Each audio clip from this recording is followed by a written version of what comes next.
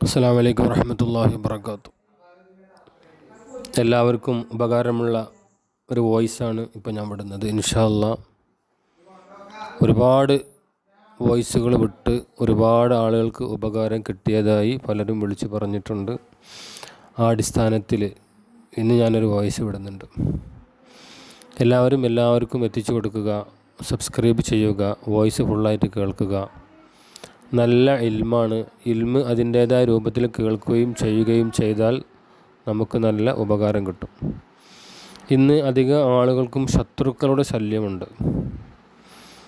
ഏത് രംഗത്ത് പോയാലും ഒരാൾക്കും ഒരാളെയും കണ്ടുകൂടാത്ത, അല്ലെങ്കിൽ ഒരാൾക്ക് ഒരാളോട് വെറുപ്പ് കാണിക്കുന്ന, ഇങ്ങനെ പല രീതിയിൽ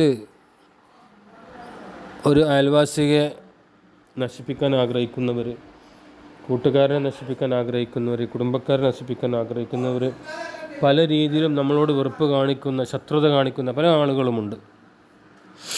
അപ്പോൾ അവർക്കെല്ലാവർക്കും ഉപകാരമുള്ളൊരു സൂറത്ത് ഖുർആനിലൂടെ ഞാൻ പറയുകയാണ്. സൂറത്ത് മസദ് എന്ന് പറയും. തബ്ബത്ത് എന്നറിയപ്പെടുന്ന സൂറത്ത് മസദ്. ഈ തബ്ബത്ത് സൂറത്ത് എല്ലാ ദിവസവും പാരായണം ചെയ്യാം. നമുക്ക് ആരിൽ നിന്നാണോ ശത്രുശല്യം ഉണ്ടാകുന്നത് അവരെ മനസ്സിൽ കരുതി നമ്മളെന്താക്കുക, ഈ സൂറത്ത് ഓതുക.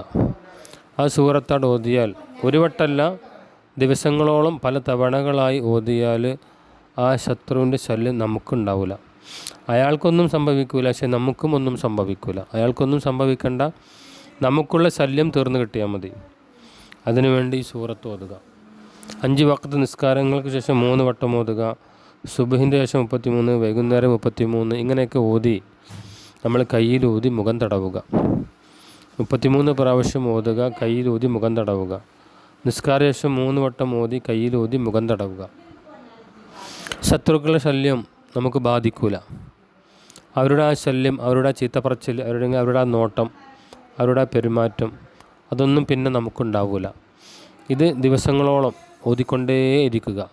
നല്ല പ്രതീക്ഷയോടെ ഓതണം. അള്ളാഹുവിൻ്റെ കൂലി ആഗ്രഹിച്ചുകൊണ്ട് ഓതണം. അപ്പം ഖുർആൻ ഓതിയ കൂലിയും കിട്ടും, ശത്രുക്കളുടെ ആ ബുദ്ധിമുട്ട് നമുക്ക് ഉണ്ടാവുകയും ഇല്ല. നമുക്കും ഒരുപാട് ഗുണങ്ങൾ അതുകൊണ്ട് കിട്ടുകയും ചെയ്യും. ഇൻഷാ അല്ലാഹ് എല്ലാവരും കേൾക്കുക, എത്തിച്ചു കൊടുക്കുക. എല്ലാവർക്കും വേണ്ടി പ്രാർത്ഥിക്കുക. പ്രത്യേകിച്ച് എനിക്ക് വേണ്ടി ദുആ ചെയ്യുക.